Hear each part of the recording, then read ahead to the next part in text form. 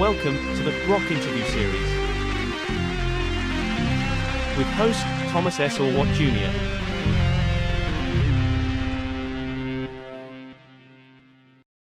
Welcome to episode number 50 of the Rock Interview Series. I'm Thomas Orwatt Jr.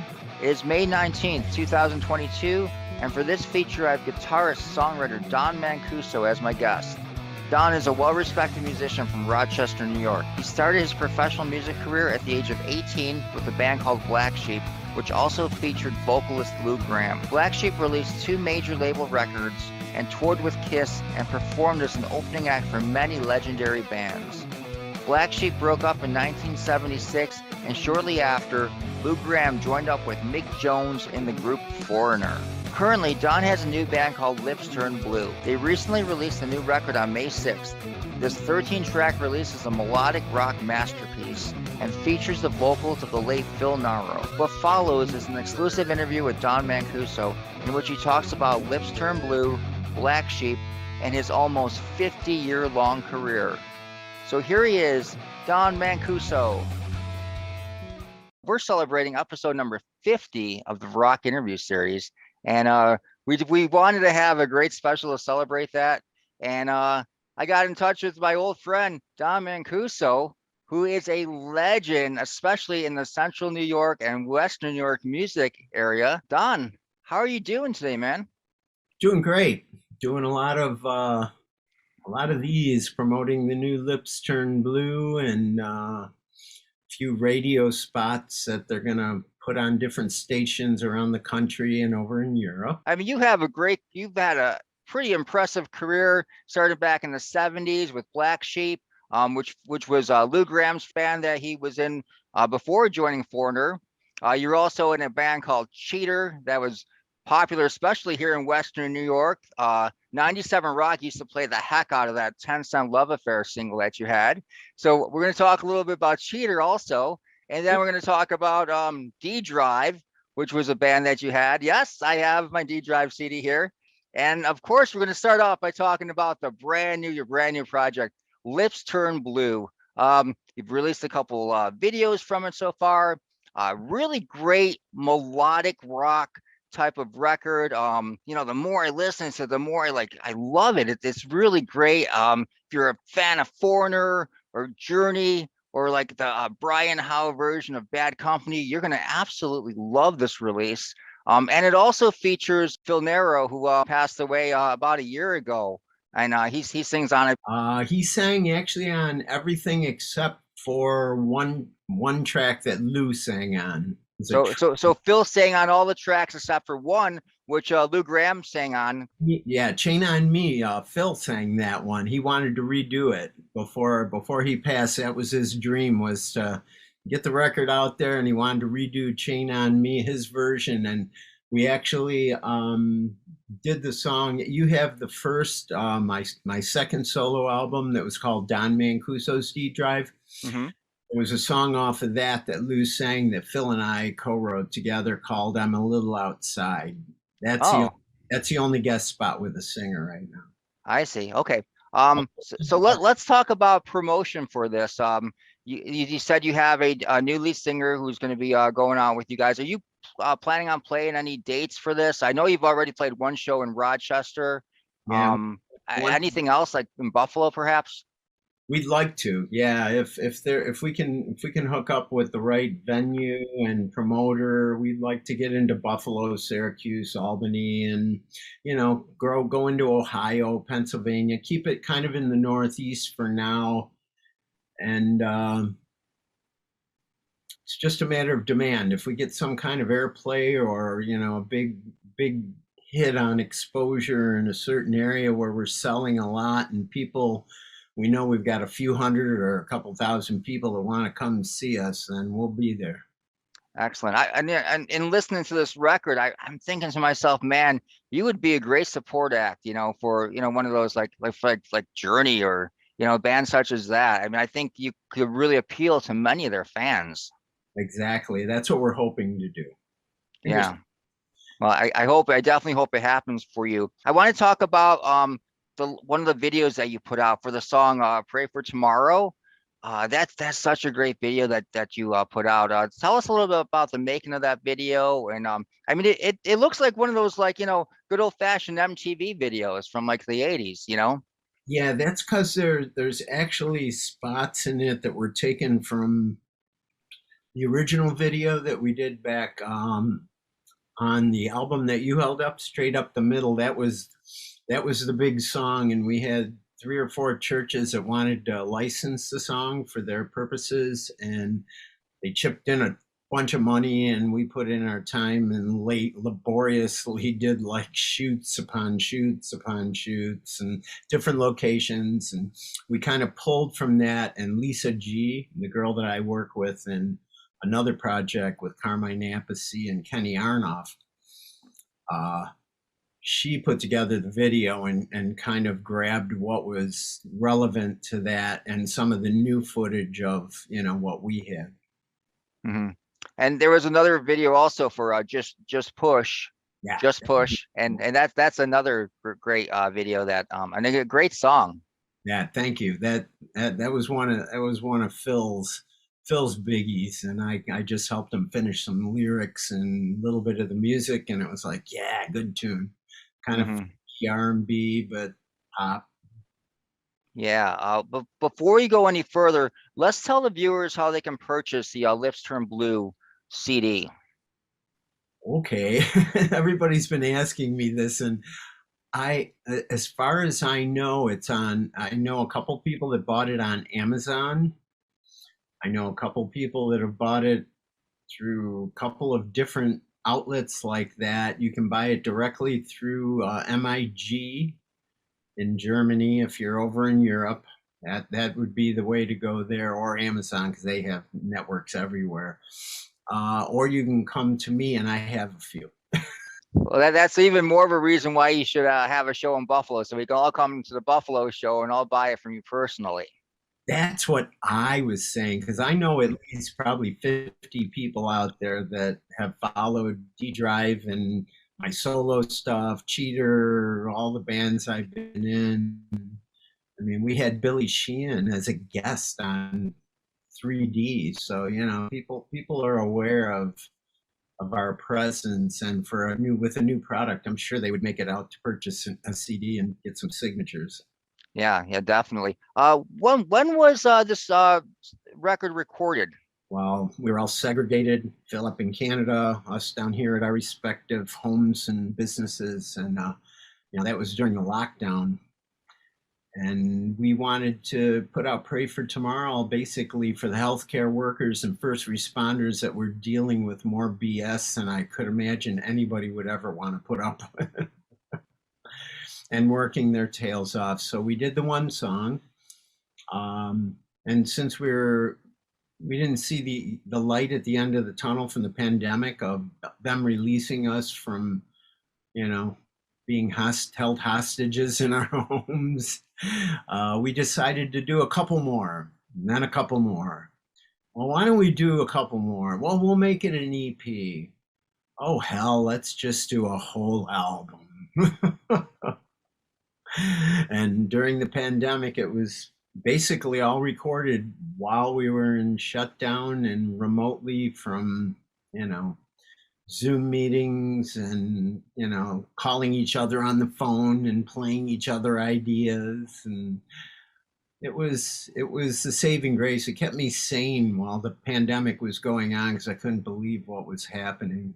It's just like, it was an abomination. So a lot of that's secretly kind of put into those songs and what we thought about it, but it's nothing really super political. Unfortunately, that's when Phil got sick. Yeah, right in the middle. Yeah, it was really surprising because I mean, I heard the news, when he first got sick, and I never, in my wildest dreams thought, he was gonna pass because of this. I mean, it seemed like everything I heard was very optimistic until Yeah, the very end. it was, but it was even I mean, Phil had shows booked like that I had to take. People were calling me going, "Where is he?"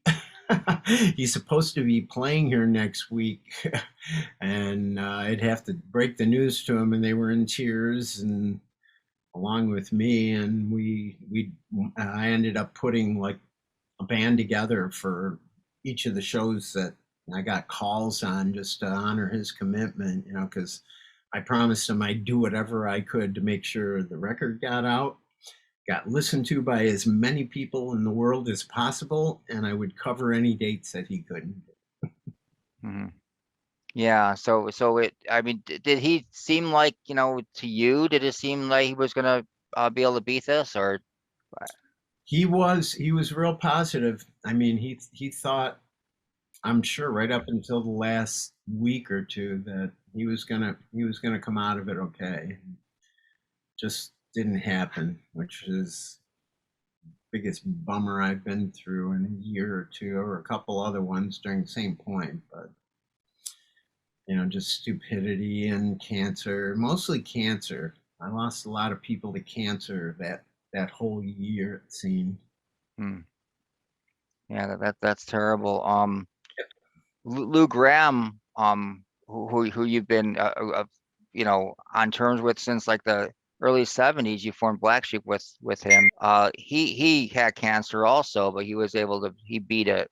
Yeah, he didn't have like a malignant tumor. His tumor was seated in his brain, which was deemed inoperable when they first looked at it and told him to wrap up his affairs and kiss his family goodbye. But he fought by finding a doctor in Boston that had a procedure that wasn't guaranteed to work 100%, 50-50 chance he would ever be able to walk, talk, let alone or sing with it, because it was just lodged in a certain spot that was really hard to get to, and no doctor would do it. But this guy did it, succeeded, and it wasn't malignant. It was a benign tumor that was just growing mass, and he was losing his memory, and eventually it would have been he'd lose his motor skills and everything. But luckily he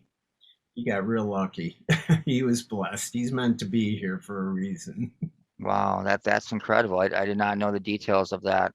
Yeah, it was. I'm probably not even supposed to be, telling anybody that, but he likes keeping things personal. But it was a trying time. I mean, he's lucky he came through it, and it took him years of recovery. I mean, where he had to deal with people, insulting his voice and his talent, and he can't do it anymore. I toured with him during that whole 10-year period, and it was like I used to have to avoid going to the bars after, so I didn't have to listen to these idiots that were, oh, he just can't do it, he hasn't got it anymore. It's like, I don't know, I think he's still got it. It just comes and goes a little bit more because he's been through a lot. Or I've been to some of the Lou Gramm solo shows when you remember, you guys played Niagara Falls at the Hard Yep. Rock outside, and I thought that was a great show, and I really thought that Lou sounded great.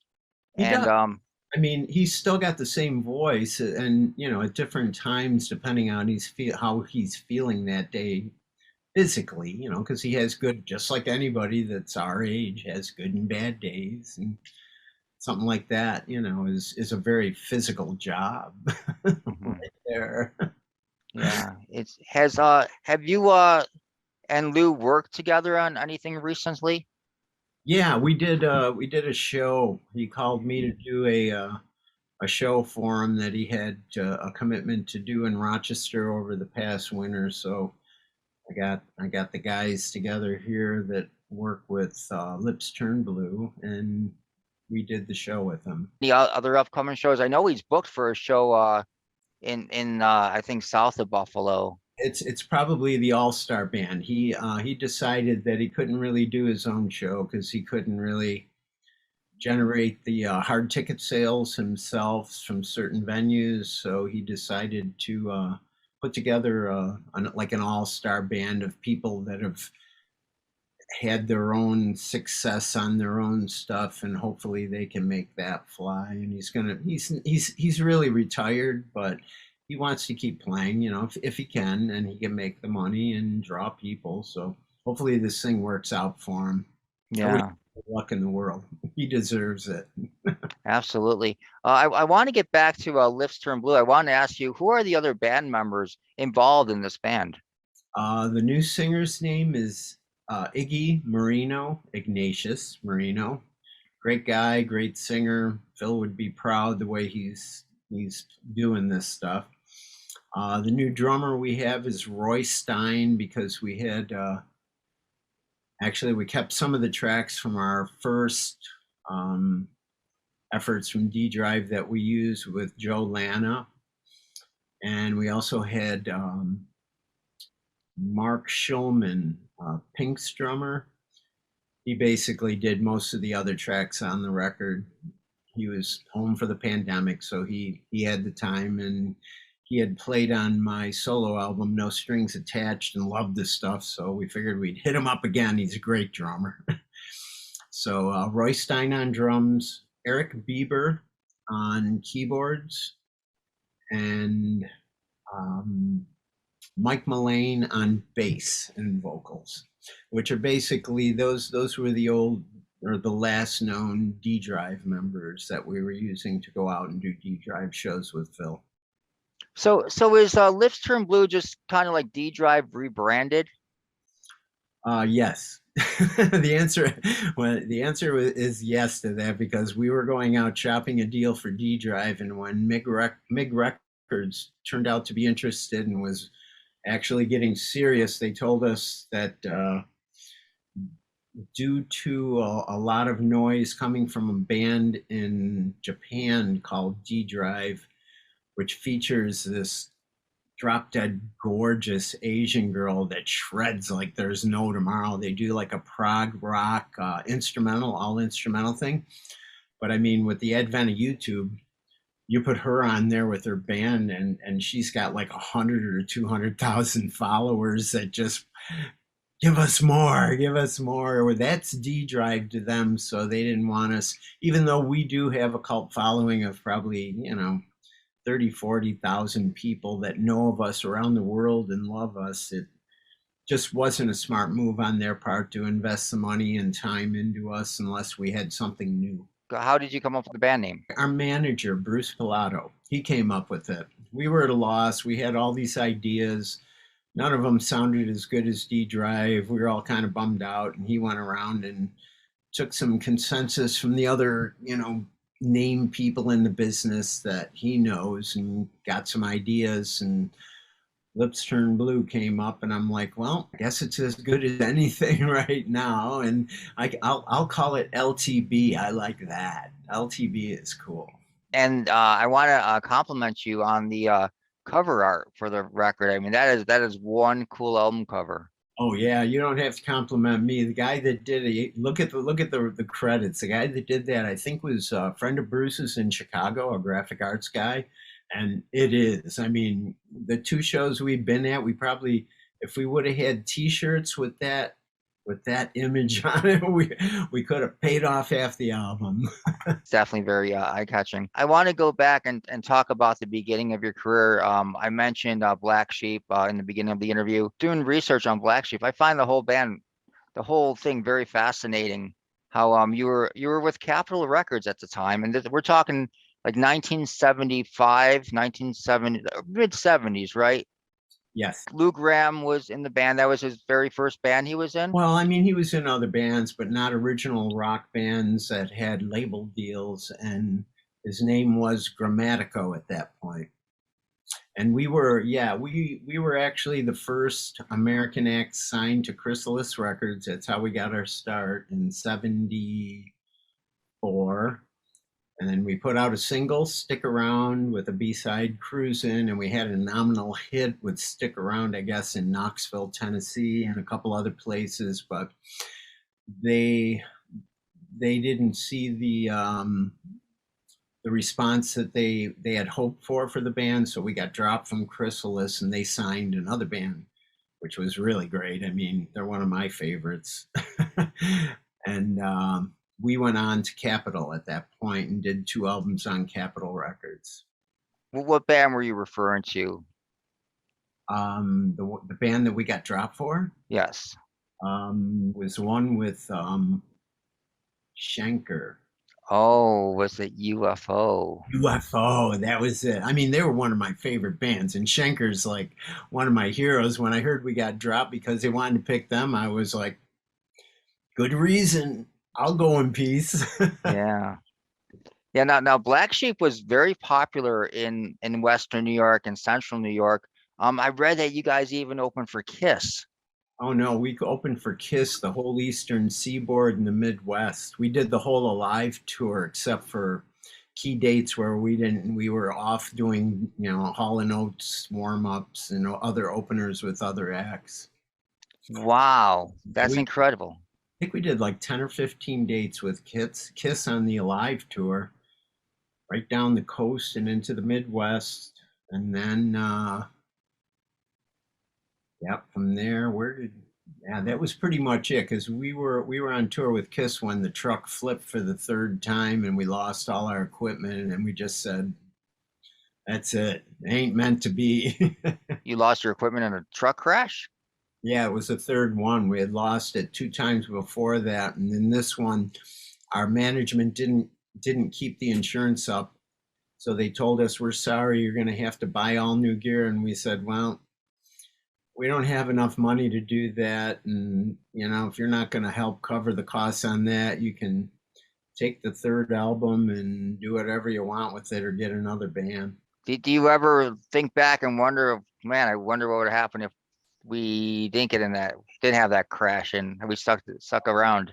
Yeah, a lot of professionals speculate that we would have been foreigner at one point or another by the time we toured the rest of the country and went over to Europe because we had nominal success in Germany, the Netherlands, Japan, like a lot of Southeast Asia, Mexico. It was it wasn't hit success or platinum album sales, but there were pockets where we were selling tens of thousands of records and people wanted to see us. So, and our management really kind of kept it from us. They didn't want to send us anywhere where it would cost them too much money because they were trying to make their money out of it. Wow, so they ended up losing probably a fortune by being so conservative like that instead of just going for it. Yep. Yeah, that's what I'm guessing. But who knows? It could have just fizzled out and been nothing. You don't know, really. You don't know, but you got to be in it to win it. That's right. Yeah, That's I want to talk more about this Kiss tour. This is fascinating to me. So is Kiss alive? This is when Kiss is like playing arenas and they're at an all-time high, and you're the opening band. Okay, there's got to be some stories in there, man. Oh yeah, there's some good stories. I don't Let, want. let's hear it. Give me a good story. Let's go. Let's hear it. All right, I'll tell you a real quick short one because if Okay. I get into any of the long ones, we're going to be here forever, and I do have to get some other things done here eventually. But on one of the first gigs, I think it was like the second or third show we did. It was either in Boston or it might have been at the an arena down in southern New York, one of the college town areas. Oh, the Broome County Arena. And we were standing. That was after we did Rochester, Buffalo and Boston. And I was standing off the side of the stage after we finished, and I and I'm standing there, and all of a sudden I look, and it looked like a building had walked up behind me, and I was in this big shadow. I turned around, and it was Gene Simmons, standing there with his bass and all the stuff. I mean, he looked huge. I don't know how big a guy he really is, but he looked huge. And I was frightened, and I said, "Hey," and he looked at me and goes, "Great show, man. You guys sounded really good." I went, "Yeah, thank you. That's awesome. You guys break a leg." And we chatted for a little bit and talked about guitars and some of the tour dates they did and the fact that they had to be in makeup everywhere they went, even at lunch, dinner, breakfast.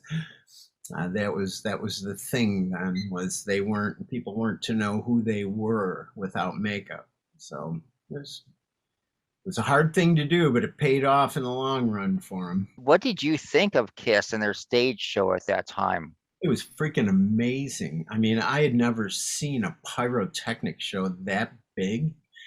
And to see, I mean, that was back in the day, there weren't wireless transmitters, and there wasn't the whole shtick you got now where you could do acrobatics while you're playing, and what they pulled off was like a show second to none. That's how they sucked people in, and they had the music and the hooks to back it up. It was like, more power to you. I mean, I watched one night, Peter Criss. He had a I think it was down in Miami at the High Lie or something. He had a mechanism that would lift his stage up like 50 or 100 feet in the air while he was doing his drum solo, right? And meanwhile, they've got all these pyrotechnics going and smoke billowing everywhere. All of a sudden, one night, I hear, and at this show, I hear him stop, and I see a guy running up like a ladder that's attached to it. It's like a fire escape ladder. Runs up to the top, pulls his head back, gives him smelling salt, and there he goes again, playing the rest of the solo, and they start bringing him down. I'm like, oh my God, that is commitment. I mean, when you're willing to go to that extent to get your stuff out there and make people happy, you deserve whatever you get. Was it intimidating at all to you opening for such a big band? No, I've been through intimidation things where I've been booed off stage. One of my worst gigs on the planet, I think, to this day was we got a call with the second Black Sheep album. And we had just worked in a new drummer who was running a farm for 5 years or 3 years before that. So he was just coming back into it.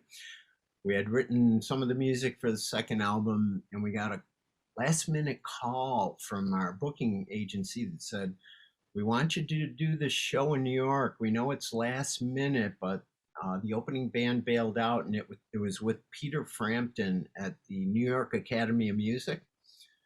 And we were like, oh my God, Frampton, he's, we're musicians. We've been following Frampton since Humble Pie. So it was like, yeah, we're there. I mean, we don't care if the drummer's new or, what the story is. So we packed up and went there. And at that point in time, I don't know if you remember, but it was like, I think it was Frampton's Camel. He was just starting to get out as a solo artist, had 2 or 3 albums out, but he hadn't had a hit.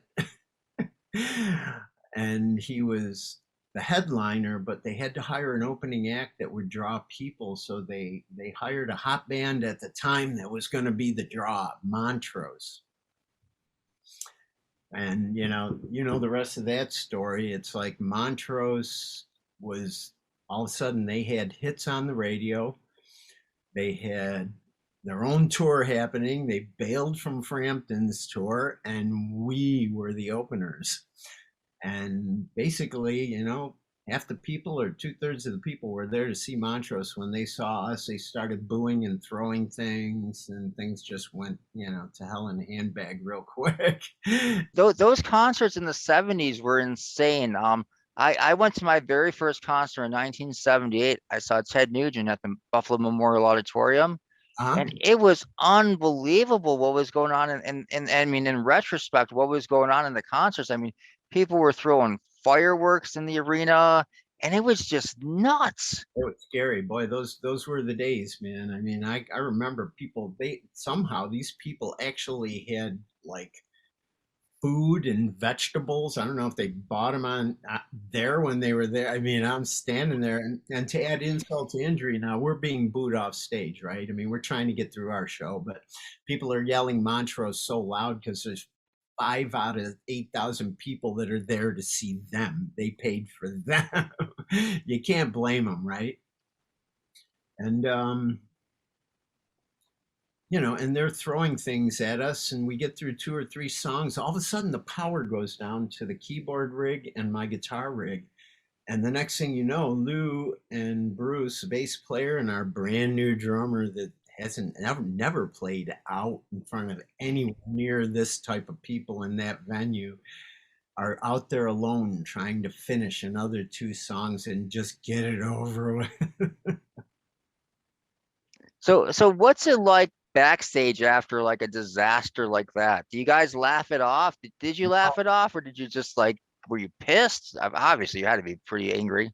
Break things, either your hands or guitars or chairs, or I mean, because I mean, that to us was our dream gig, opening up for Peter Frampton. We loved him, and we thought everybody was there to see him. We figured, oh, we'll go over great.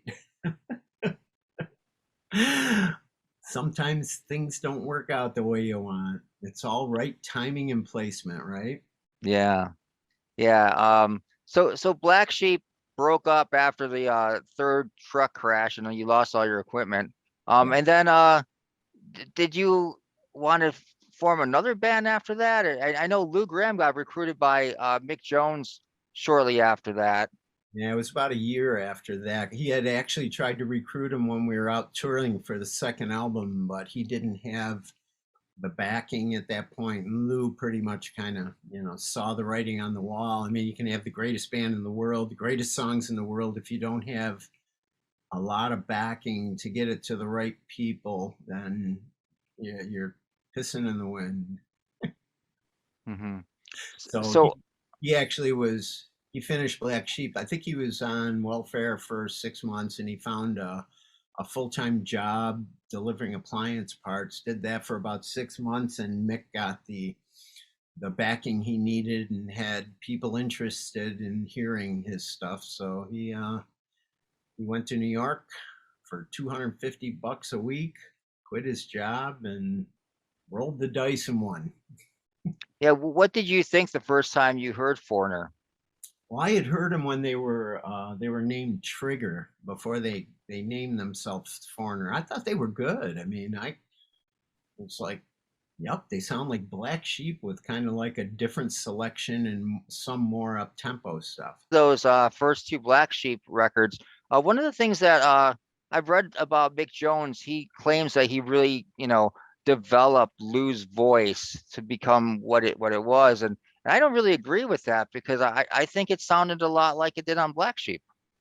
Yeah, actually, I think it sounded better at times in Black Sheep if you really compare the two, because Mick was kind of not forcing him, but asking him to do things a certain way that he really wouldn't have normally done. And it definitely helped in spots, certain points where he, kind of directed him and helped him. He did help him in ways, but he didn't make Lou a great singer. Lou is a great singer that got him the deal initially. If it wasn't for Lou, he wouldn't have had the deal, because they had already tried Brad Delp and all these other singers, and all famous singers, but the label said, no, we need someone fresh, someone new. And so is that when around that time, is that when you started when you formed Cheater? Doing it, I moved to California. I went to College of Marin for music for a couple years and got a degree in music there. And I went into Rochester. I got a degree in electrical engineering because I wanted to know how to fix all this wonderful equipment that I was spending tens of thousands of dollars to own and not have to go broke doing it. But I think I took a year, 2 years, 3 years off, and then I came back. I formed a progressive rock band, which did a lot of radio and TV things in the local area, Rochester, called Aurora. I think you're familiar with Mark Miller, the drummer for Billy's band. Yeah, he was our drummer, and we had a bass player that he was working with like really closely. They were a great team. Greg Brown and a friend of mine, Pat Patrone, on guitar, who sang and played guitar. And we did a lot of progressive fusion rock and funk. It was great. We did Gentle Giant as cover tunes. It's like, let's just have fun. We don't care if it's only musicians that come out to see us. And then I went into Cheater from that. About a year or two after that, I had taken off a little more time, and they were looking for a guitarist, and I checked them out and said, okay, if I can have, kind of like a creative say in this mess, and I'll do it. And it turned out to be a 10 or 20 year gig. Was there any record label interest, major record label interest in Cheater? We recorded one album for Atlantic Records, using Nick Blagona as a producer. He's a guy that did like Ian Gillan and a bunch of those people, all that crowd. Great album, came out great. And when we presented it to the label and it was finished, the guy that was going to sign the deal said, "Well, it sounds too much like Journey because of your singer. We got to get rid of him and put a different singer on it." And we looked at him and went, "You're kidding, right? You've heard the band before." "Well, Journey's popular now and we don't want to compete with them." And it's like, really? I don't, he does kind of sound like him, but I would think that's a good thing if you're really marketing it. And it got kind of tossed and shelved. And I think we put it out ourselves, maybe like 5-10 years later. Jeff Costco released it as Cheater 83. And it's a great album. I mean, you listen to that and it's like, yep, definitely up there with any Journey album that's out. And Wow. I mean, it amazes me, these stories I hear of record label people making really horrible decisions. well, they're like any other businessman. They have to use their judgment for that moment in time and flip a coin. It's like you got a 50-50 shot of guessing it right or wrong, right? Yeah, well, it seems like they guess it wrong a lot of times. I mean, especially some pretty obvious things, like you said. If it sounded like Journey, I mean, Journey was one of the hottest bands out there. I mean, why not? Why not put it out? I mean, that's crazy not to. That's why we made thousands of dollars just doing live gigs. It was never an issue where people came out and said, "Oh, they sound like Journey. I don't want to hear them." Yeah, right. Yeah. So Don, let me just wrap up this interview. What is there that you still would like to accomplish in your music career? I want to get another solo album out, like a whole album. I've done like one solo album early on. Now You See It, which was a good one, and it had some great stuff on it, and I still look back and it holds up. But the most recent one I did was that one with Mark Shulman on drums, and that was all instrumental. I wanted to just see if I could do it and what people thought, and it went over really well. And it didn't do like hundreds of thousands of copies, but it did very well, and a lot of people knew about it. And I'd like to get one whole complete album done myself with maybe a few instrumentals, but more of the D drive type of stuff that I used to do, because the new Lips Turn Blue stuff is a little bit different. We have another writer in the band who's incredible, Eric Bieber. Our keyboard player is an amazing writer and player, and to open the door and let that kind of stuff in, you got to give up certain other things that you liked about the old music that you were doing. So I'm going to try to bring that back into the mix a little more on my next solo thing if I can, if I ever get any time here. Would you be interested in, if there was a possibility, to maybe even go back and do another, like a new Black Sheep song? Oh, we've been doing that on and off for years. If you listen to one of the D Drive records, actually, I mean, this new Lips Turn Blue has Chain on Me with Phil singing it, which is a stellar version. You listen to the intro, and our keyboard player did this like melodic intro for, I think it's a minute or two, that's beautiful with it. It's like a concerto of my song. I love it. And we've done Paying Your Dues. I think we remade Stick Around from the Chrysalis release with Phil Naro's Glass Mountain album. That's how Phil and I hooked up back in the 80s. He had a deal with a Japanese label, and they said, "Oh, Don Mancuso?" He said, "Yeah, why?" He said, we'll give you an extra blah, blah, blah, you know, and marketing kick and money if you can get him to guest on it and do a version of Stick Around, because it was being played in Japan at the time. And he said, oh, yeah, he'll do it. So he got me involved. That's how we kind of came back together. We had been together in the early days when I was in Black Sheep, but he was, you know, at that point, he was in a different band. They were actually doing Black Sheep songs, and then we reconnected after that to do other projects, a couple original things. As far as like, you know, you and Lou Gramm, you know, getting together and, you know, doing like, you know, a brand new Black Sheep song, is that a possibility? I don't think that'll ever happen. He shies away from Black Sheep because I think he was kind of like bummed that that wasn't what hit for him. Yeah.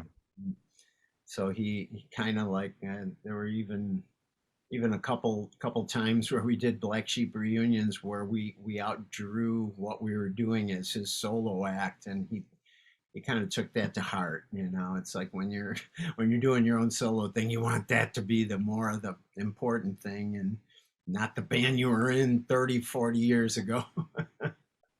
I understand. All right. Well, Don, thank you very much for your time, and best of luck. And hopefully we'll see you in Buffalo, and so I can like actually buy the CD from you directly.